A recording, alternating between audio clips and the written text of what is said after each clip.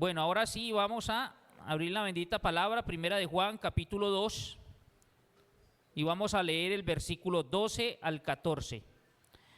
Os escribo a vosotros, hijitos, porque vuestros pecados os han sido perdonados por su nombre.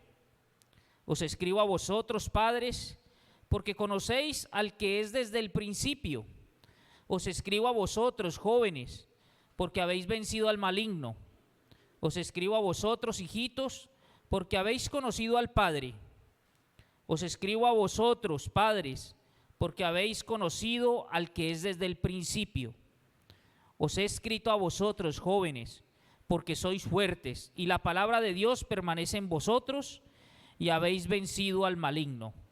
Padre Santo, amadísimo Dios, que seas tú, mi Señor, guiándonos, instruyéndonos, capacitándonos, Padre. Que el suscrito solo sea, Señor, el medio por el cual transmites tu palabra, mi Señor.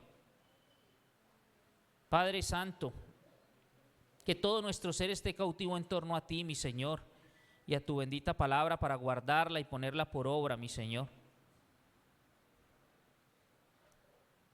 Que nos dispongamos, mi Señor, para seguir creciendo en el conocimiento tuyo, en la comunión contigo, mi Señor.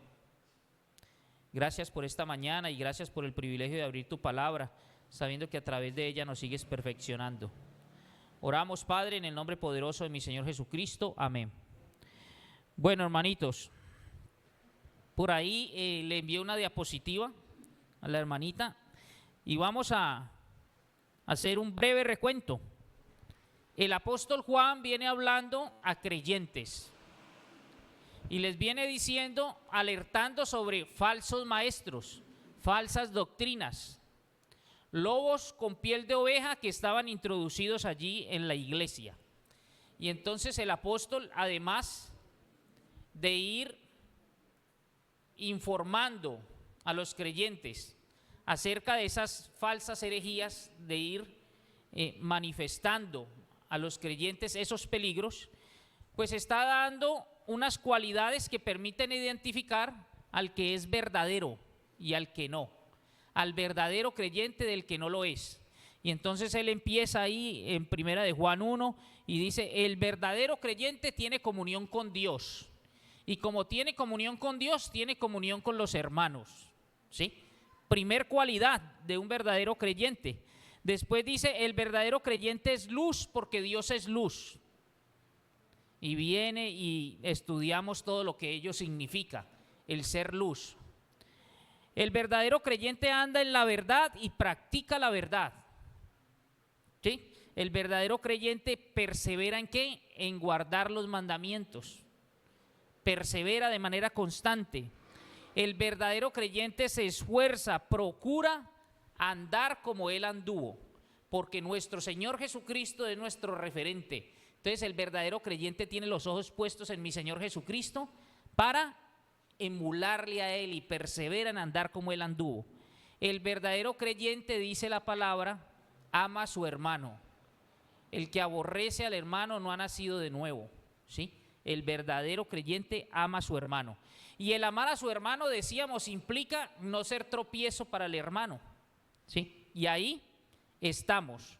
Porque el que aborrece al hermano, dice la palabra, anda en tinieblas. Y ahora, como que el apóstol Juan dice, entendiendo nuestra condición,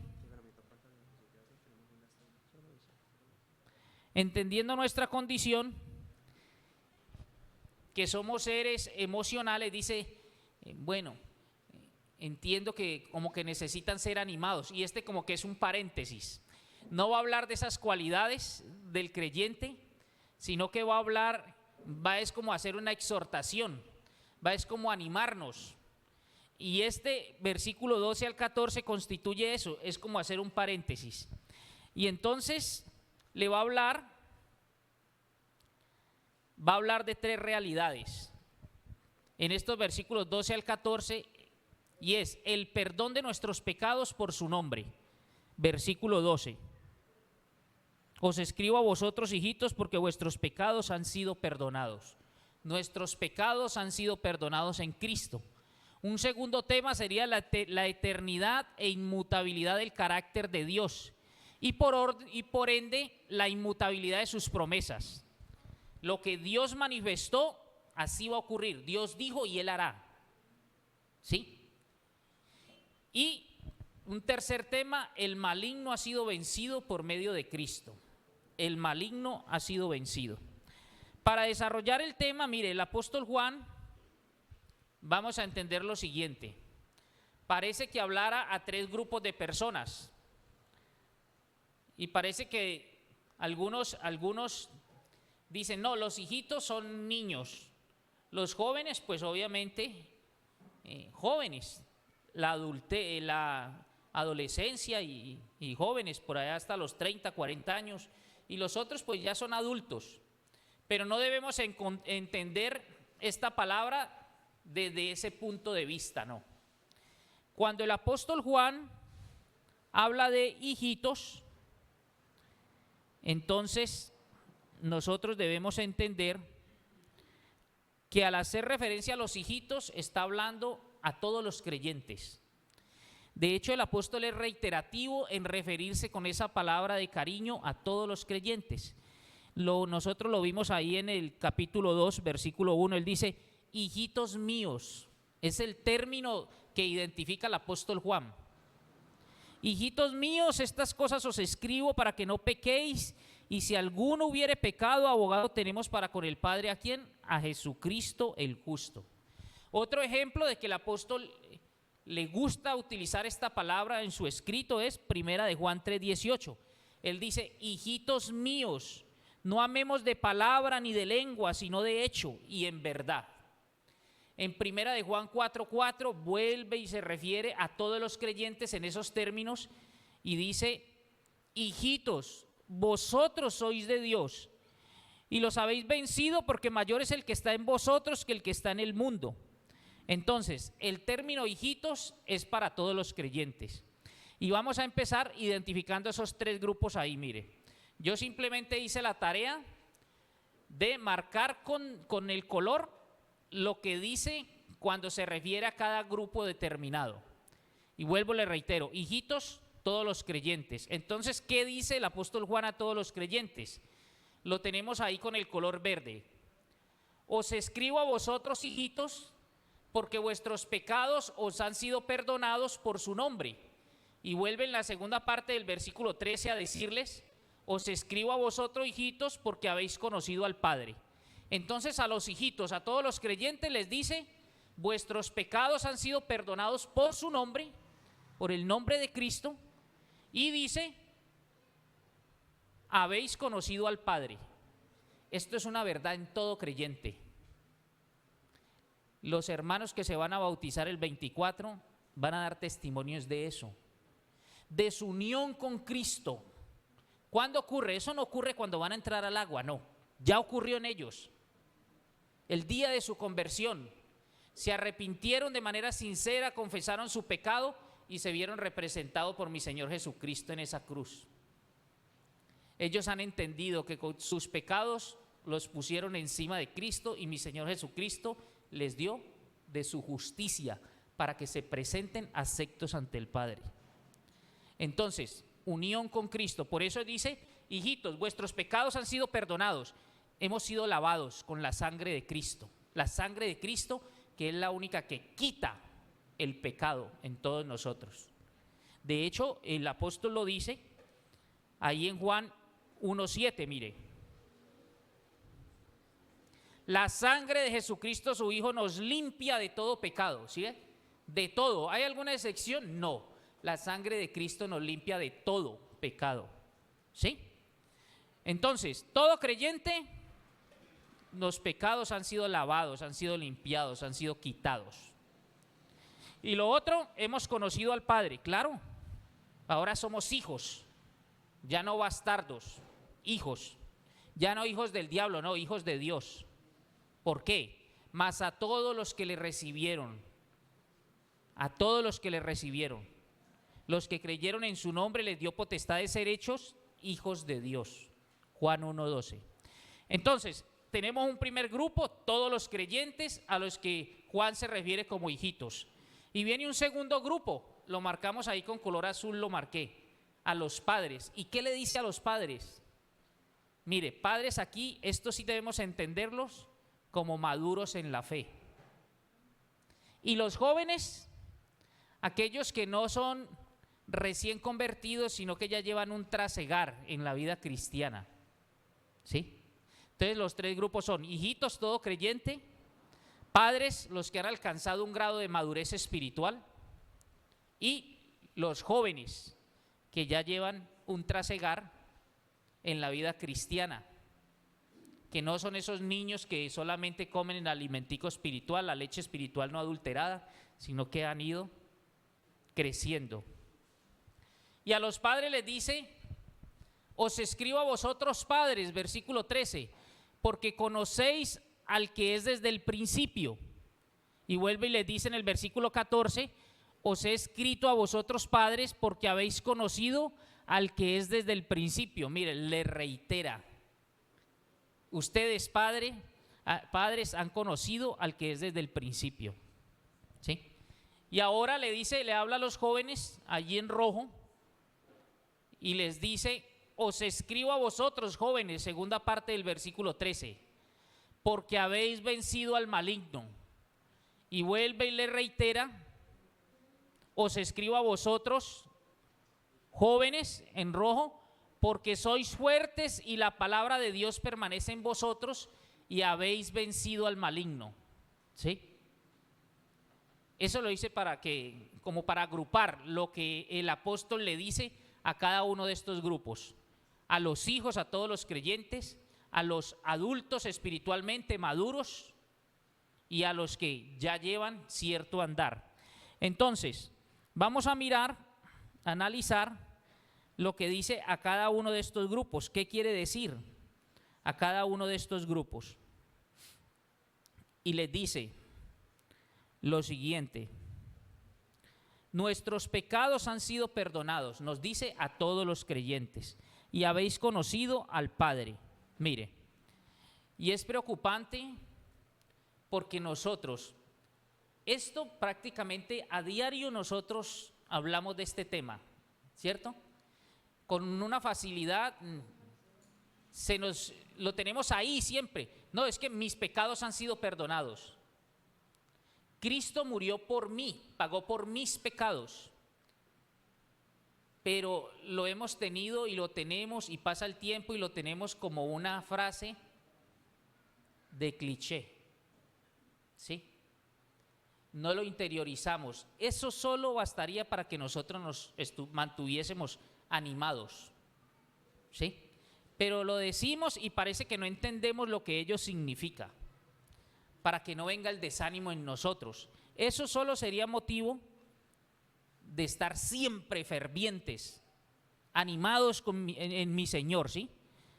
Estas dos verdades: nuestros pecados han sido perdonados y hemos conocido al Padre. Pero infortunadamente parece que esto ya no nos anima, ¿sí? Recuerden, mire, yo los invito a que recuerden el inicio de su vida cristiana. Queríamos hablarle a todas las personas lo que ocurrió en nuestra vida, de cómo fue esa transformación, de lo que mi Señor ha hecho en nuestras vidas. Yo me acuerdo que con mi esposa nosotros en toda parte queríamos dar nuestro testimonio. Y mi esposa me dijo: ay, ¿por qué no le ponemos imágenes? Y dábamos el testimonio con fotos de lo que ocurrió con nuestro hijo y cómo era el avance, lo que el Señor había hecho en nuestras vidas. Y en todas partes queríamos nosotros. Después uno entiende que el mejor testimonio y lo mejor pues es la palabra del Señor. Sí, todos nosotros tenemos un testimonio. Pero al principio, yo me acuerdo en Santa Rosa, en esa reunión de familias, encuentro de familias, ahí expusimos el testimonio con imágenes. Y donde íbamos, exponíamos el testimonio.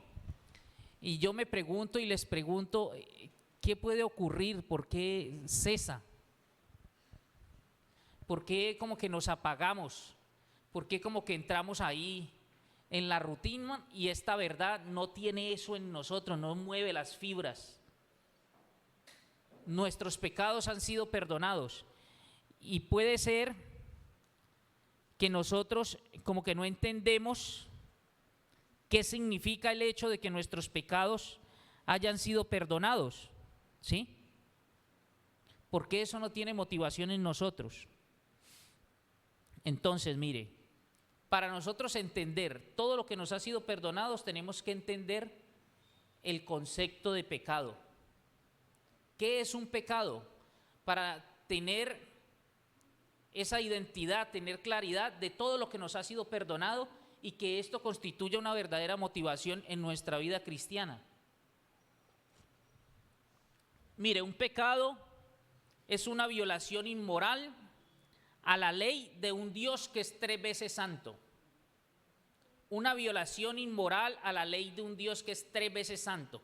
A mí me sorprende cuando yo voy al libro de Isaías y veo en el capítulo 6 el profeta Isaías que está diciendo a un grupo: ¡ay de los que son buenos para amanecerse con vino!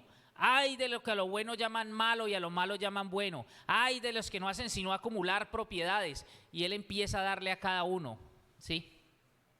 Y cuando tiene esa visión sorprendente de la santidad de Dios, él dice: ¡ay de mí!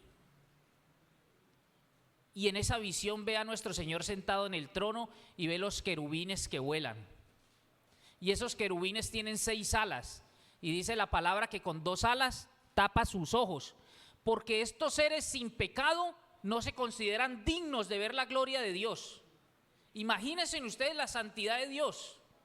Los querubines están volando y con 2 alas tapan sus ojos, porque no se consideran dignos de ver la gloria de Dios, ¿sí? Y con las otras 2 alas tapan sus pies, como símbolo de su inferioridad, y eso que están al servicio de Dios. Con las otras 2 alas están volando y le están sirviendo a mi Señor. Y dicen: santo, santo, santo Jehová de los ejércitos.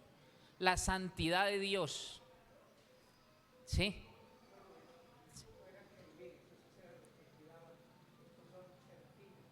Ya, hermanito, yo voy aquí porque sí me pude haber equivocado, mi hermano.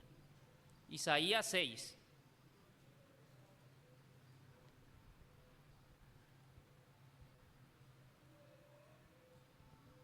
Isaías 6. En el año que murió el rey Usías, vi yo al Señor sentado sobre un trono alto y sublime, y sus faldas llenaban el templo. Por encima de él había serafines. Sí, gracias, mi hermano. Serafines. Hay grados angelicales, ¿no? Querubines, serafines. Y los serafines, con 2 se tapaban los ojos, con 2 se tapaban los pies, con 2 volaban y estaban al servicio de nuestro Señor. Santo, santo, santo. Y decimos que el pecado es ¿qué? Una violación inmoral a la ley de un Dios que es 3 veces santo, ¿sí? Pero el pecado también es un desafío al creador de todo cuanto existe y que todo lo sustenta con su palabra. Cada que usted está pecando, cada que yo peco, estamos desafiando al Rey de Reyes y Señor de Señores. ¿Y sabe qué es lo peor? Que no cometemos un solo pecado. Hemos cometido miles de pecados y todos nos han sido perdonados en Cristo. Ese solo hecho debería animarnos a nosotros lo suficiente. Todos esos pecados, miles, todos los que usted comete y yo cometo de manera cotidiana, todos nos han sido perdonados, ¿sí? Todos. El pecado que es algo abominable contra Dios, y todos nos han sido perdonados. Es decir, que Dios ha perdonado miles de veces esas violaciones contra su ley, miles de veces ese desafío a su autoridad, y miles de veces la ofensa a su santidad, y miles de veces que nosotros contaminemos su creación con el pecado. Una creación que cuando mi Señor la hizo, le pasa revista y dice: esto es bueno en gran manera, hasta que nosotros irrumpimos con nuestro pecado y contaminamos toda la creación. Y todos esos miles de pecados, nuestro Señor nos han sido perdonados en Cristo. Es todo lo que nuestro Señor nos ha perdonado. Mire, nuestro Señor trató de comunicar esta verdad en el Antiguo Testamento de la siguiente manera. millones de corderos fueron sacrificados y no fueron suficientes para el perdón de pecados. En cientos de años, millones de corderos y millones de ofrendas no fueron suficientes para el perdón de pecados. Pero nuestro Señor Jesucristo, con una sola ofrenda, nos limpió. Con una sola ofrenda nos quitó el pecado de nosotros. Una sola ofrenda fue suficiente y subió como olor grato a su presencia. Nuestro Señor Jesucristo, Dios, a nuestro Señor Jesucristo, aquel que jamás cometió pecado, lo hizo pecado para que nosotros fuésemos hechos justicia de Dios en él. Dice 2 Corintios 5:21. Y esto debería ser suficiente para mantenernos animados, ¿sí? Pero esta verdad nosotros la pasamos a la ligera, ¿no? La segunda verdad que nos habla allí es que todos los creyentes hemos conocido al Padre. Y esta no es una verdad pequeñita. Conocer al Padre quiere decir que somos hijos de Dios. Nos ha hecho parte de su familia. Ya no somos bastardos, ahora somos hijos. ¿Sí? Como decía al inicio, ya no somos hijos del diablo, somos hijos de Dios. Imagínense. Pero perdemos con mucha facilidad la conciencia de lo que esto significa. Ahora, ¿por qué nos ocurre eso? ¿Por qué será que perdemos la conciencia de lo que significa ser hijos, de lo que significa que todos nuestros pecados hayan sido perdonados? El apóstol Pablo le dice a Timoteo, en otro contexto, ¿no? Pero voy a traer ese versículo para darles a ustedes la razón por la cual nosotros nos enfriamos, perdemos esa conciencia. Algunos tienen otras prioridades. Hay hermanos que están en Santa Rosa, pero hay otros que simplemente el puente constituye un tropiezo para que no vengan a adorar a mi Señor. ¿Sí? Porque no tienen clara su prioridad, porque hemos olvidado estas verdades. Entonces, cualquier cosita,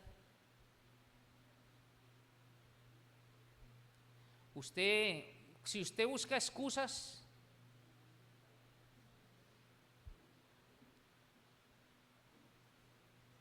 pero se nos olvida que nuestro Señor dejó su trono de gloria, ese espacio donde no había pecado, siendo en forma de Dios, no estimó el ser igual a Dios para venir aquí a morir por nosotros. ¿Sí? Cualquiera de los que está aquí presente podría tener una excusa para no estar. Cualquiera. Y para usted puede ser válida. Pero vamos a dar cuentas. ¿Sí? Bueno, es cierto y hay que reconocer esto, mire. Mi Señor, Él nos va madurando. Y cuando uno inicia en su vida cristiana, entonces fácil, pues como somos bebés espirituales, cualquier cosita nos mueve. Después, a medida que usted va perseverando, usted va escuchando palabra, entonces uno ya dice, no, esto no me va a mover a mí a perderme de la adoración a mi Señor. Y ahí es donde usted tiene que, empieza usted a sopesar y dice, no, es que mi prioridad es esta. Ayer mi sobrina cumplía 15 años y entonces toda la familia se reunía ya a celebrarle los 15 años. Y ayer yo estaba de cumpleaños, ¿sí? Pero hay cosas más importantes que son prioridad. Y eso no puede desviar la atención de lo que usted y yo tenemos que hacer. Para gloria mía los he creado, para la gloria de mi Señor. Sí, eso puede generar comentarios y es que, ay, mira, se volvió fanático, lo perdimos. ¿Sí? No, La prioridad tiene que ser mi Señor, ¿sí? Entonces, porque cuando nosotros nos desenfocamos, ahí es donde viene, y les iba a citar este versículo, 2 de Timoteo 2:4, para decirles por qué es que nosotros no valoramos estas verdades.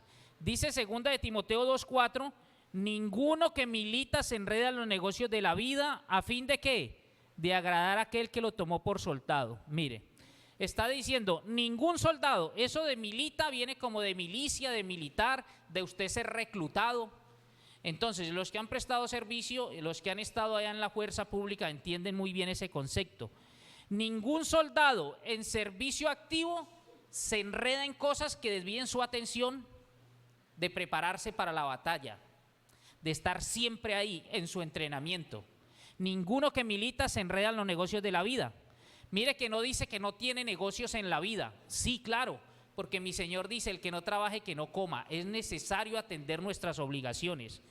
Pero usted no tiene que enredarse en eso. Ese no puede ser su primer amor. No, ¿sí? Porque mire, nuestro comandante y jefe, nuestro Señor, nosotros una vez escuchamos el llamado y salimos fuera del mundo y hacemos parte de la iglesia. Y nuestro comandante y jefe nos ha llamado, nosotros hacemos parte de su ejército, de la iglesia, ¿sí? ¿Para qué? Para su gloria, para su causa, para ser parte de su ejército. Y después de nosotros haber sido reclutados, no podemos estar por ahí enredados en negocios de la vida, en la vida diaria. Eso no puede ser prioridad, porque eso nos enreda, nos desvía, perdemos el foco. Sí, es lo que ocurre. Y entonces nos convertimos en un soldado llamado por el comandante y jefe, pero atrapado, enredado en los negocios de la vida. Perdió el rumbo. Por eso es que nuestro Señor Jesucristo, Él mismo dijo, mire, busquen primeramente el reino de Dios y su justicia. Lo demás es añadidura, Él lo añade. Pero nosotros nos enredamos buscando las añadiduras. ¿Sí? Nos enredamos buscando las añadiduras. Cuando Él dice, buscad primeramente el reino de Dios. Y entonces después, ay, pero ¿por qué? Porque usted tenía que buscar primeramente el reino de Dios. Tiene. Usted es un soldado. Usted hace parte del ejército de Cristo.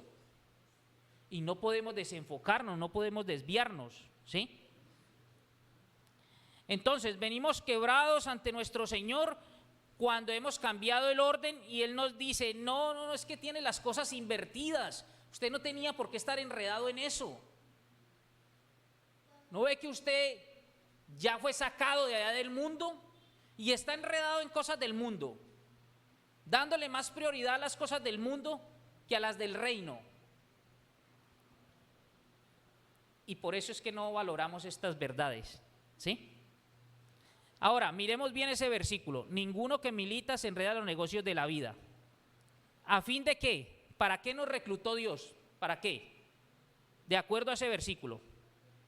A fin de agradar. ¿A quién? Aquel que lo tomó por soldado. ¿Quién fue que lo sacó a usted de la antigua vida? Introduciendo su mano en el fango, en el lodo cenagoso. A usted y a mí. ¿Mi Señor? ¿Sí? Mi Señor. Dios estaba en Cristo reconciliando consigo al mundo. Entonces, a fin de poder agradar a quien nos reclutó como soldado. Cuando usted tiene en cuenta esto, cuando lo tiene presente, usted no cesa en su primer amor. Usted no va a permitir que cosas de bagatela, sin importancia, le roben este espacio. ¿Sí? Le roben a usted la dicha de venir a alabar y adorar a aquel por quien todos nuestros pecados han sido perdonados.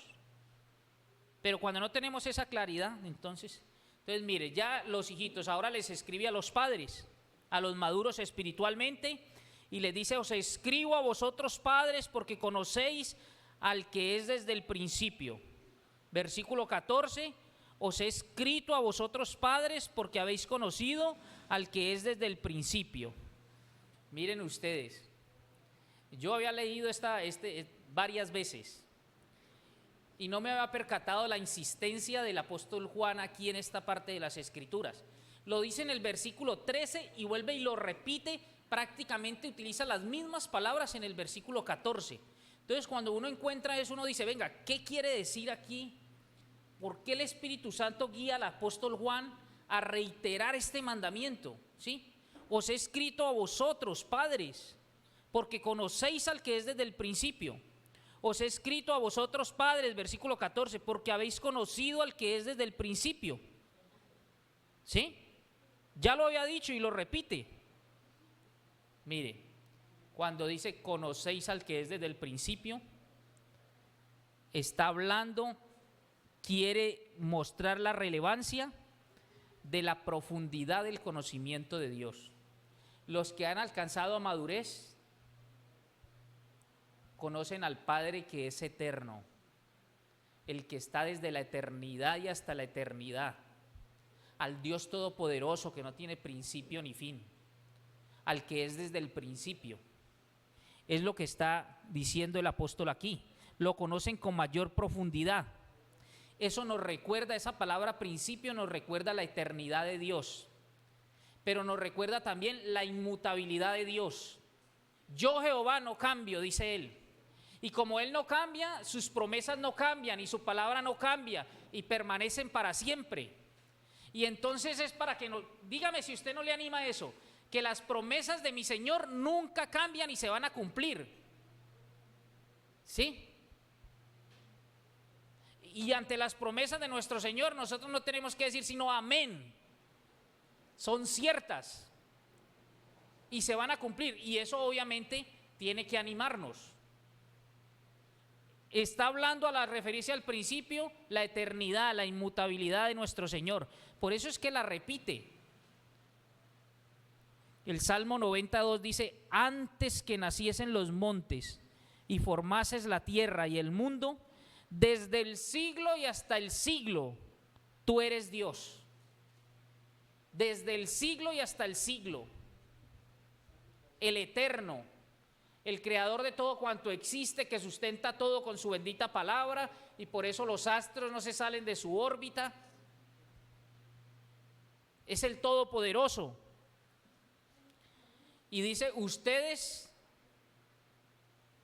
lo han llegado a conocer profundamente, y ustedes conocen la certeza de su inmutabilidad, conocen la certeza de su palabra. Sí.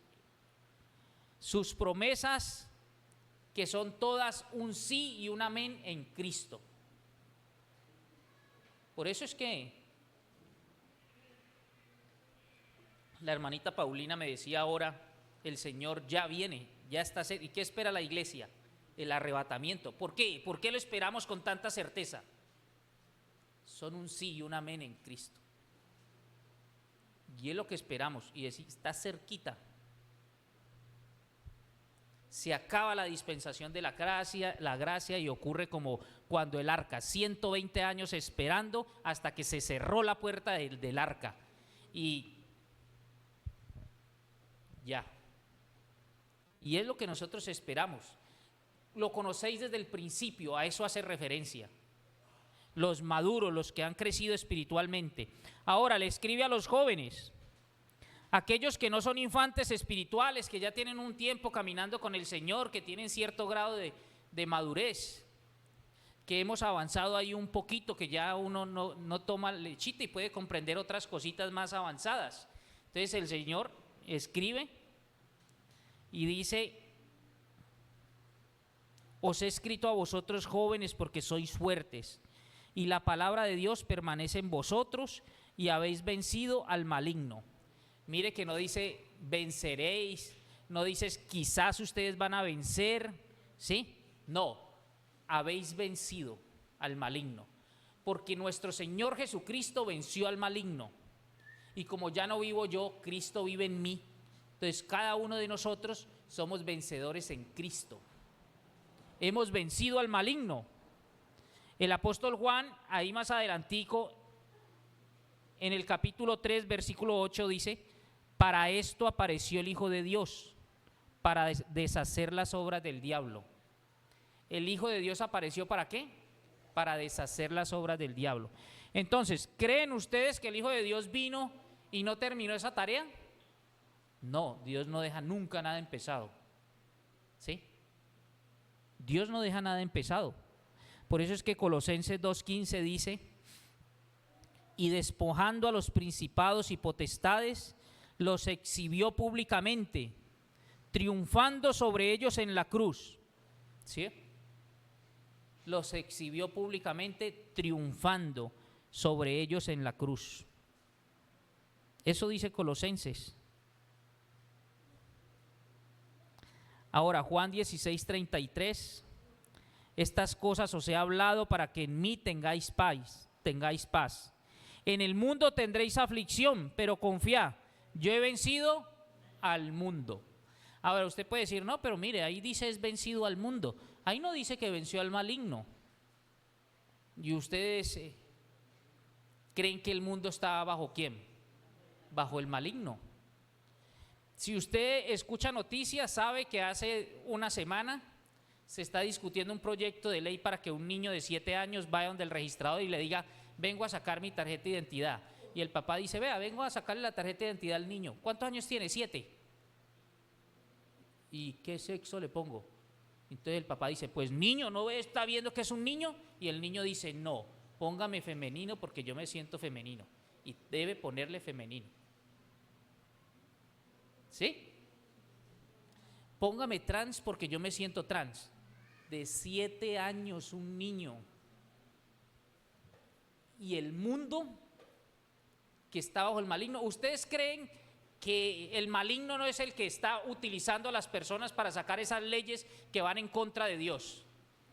Todo el andamiaje, todo el gobierno, es que el mundo es todo el sistema, todo este aparataje, todas las normas de educación, todo lo de convivencia.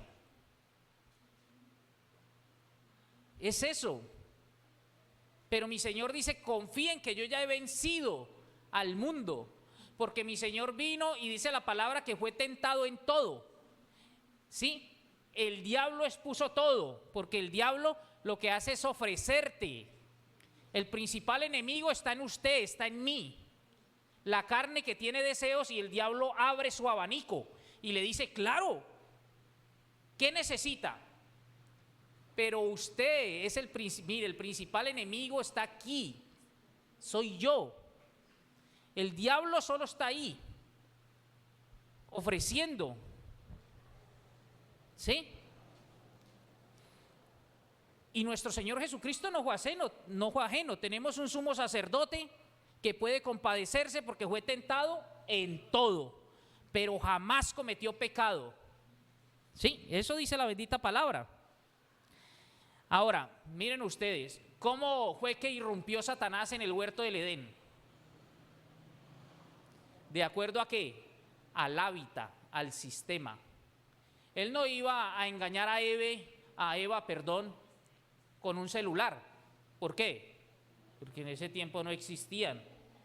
¿Qué existía en el hábitat? Vegetales y animales, fauna y flora. Y a través del animal engañó a Eva. ¿Y usted cómo espera que lo engañe ahora? Pues a través del iPad, de la internet, del Twitter, del Facebook, de todas esas herramientas. De manera muy sutil, que usted ni siquiera se dé cuenta. ¿Sí? Eso es lo que utiliza, no es que ese es el hábitat nuestro.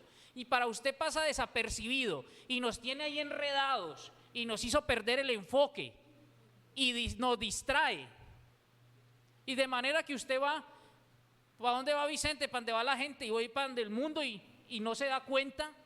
Esa es la herramienta del maligno. Él es el que crea todas esas normas. ¿Sí? ¿O ustedes creen que es que Eva quería engañar a Adán? Adán dijo: fue Eva, la mujer que me diste. El problema era Eva. El problema es el maligno que vino y engañó a Eva. ¿Ustedes creen que la mujer de Job, cuando le dice, ¿todavía retienes tu integridad? Maldice a Dios y muérete. ¿Ustedes creen que el problema era la mujer de Job? Era el maligno manejando, utilizando a la mujer de Job. ¿Ustedes creen que cuando David censó el pueblo y murieron 70,000 israelitas, era que David quería hacerle daño al pueblo? No, fue el maligno que lo engañó y le dijo, no es Dios que te ha dado estas victorias, censa al pueblo, que eso es tu fuerza. Es el maligno que usa personas, usa mujeres y se las pone a usted, mi amigo, como puso a Dalila a Sansón, para que sus guedejas fueran cortadas y no estuviera dedicado a Dios. Es el que le pone ese negocio, porque usted, ay no, es tranquilo que aquí se gana mucha plata y es facilito. Es el enemigo que pone todas esas situaciones de manera muy disimulada, ¿sí? Es él el que está ahí con sus ofertas para hacernos tropezar. Por eso es que Efesios 4:12, porque algunos dicen, no, pero mire que no es, porque Efesios 4:12 dice que nuestra lucha no es contra carne y sangre, sino contra principados, contra potestades, contra gobernadores de las tinieblas de este siglo. Claro, eso es lo que representa el mundo, eso es, y todo su sistema.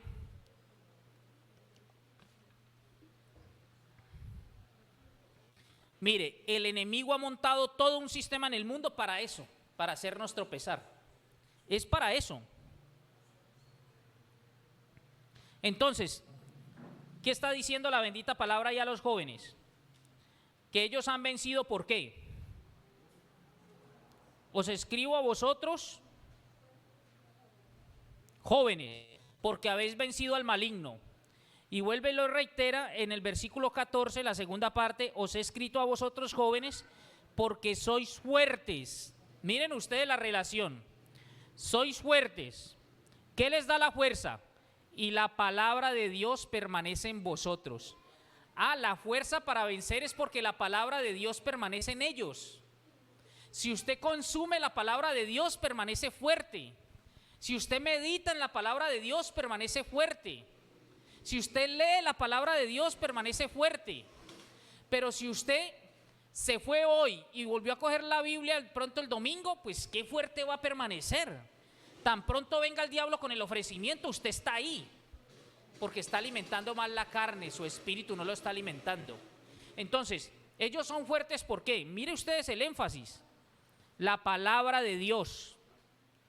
La palabra de Dios. Por eso el salmista dice en el Salmo 119:9, ¿con qué limpiará el joven su camino? Y él mismo contesta, ¿con qué? Guardando su palabra. Entonces, las personas que consumen la palabra obviamente se deleitan en Dios.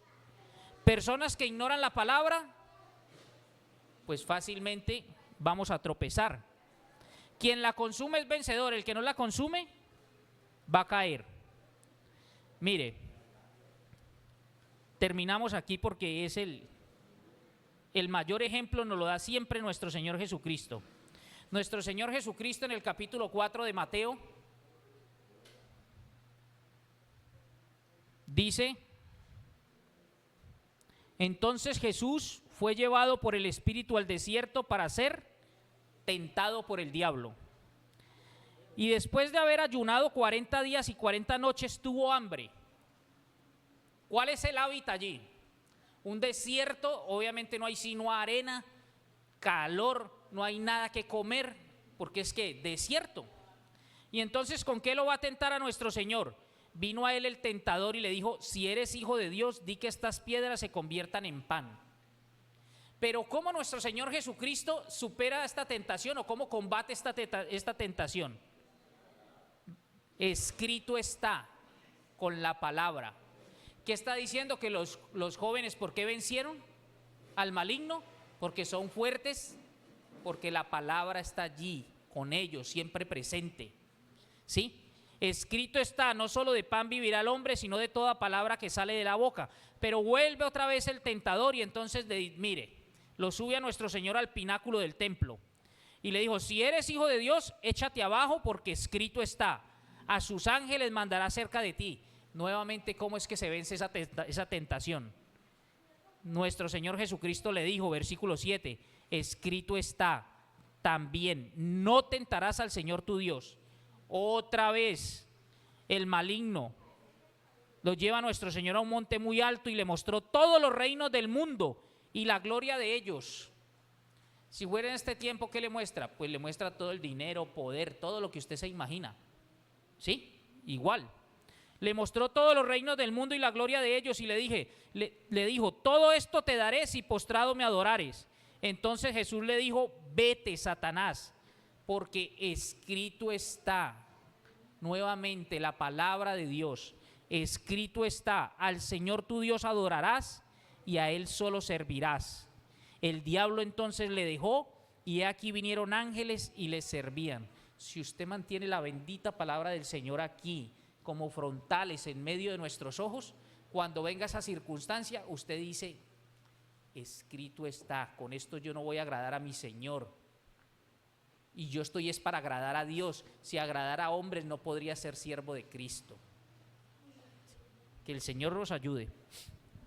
Padre Santo, amadísimo Dios, agradecemos, mi Señor, esta mañana, agradecemos tu bendita palabra, agradecemos, Señor, que todos nuestros pecados han sido perdonados en Cristo, Señor, en su nombre, porque no hay otro nombre bajo el cielo dado a los hombres en que podamos ser salvos.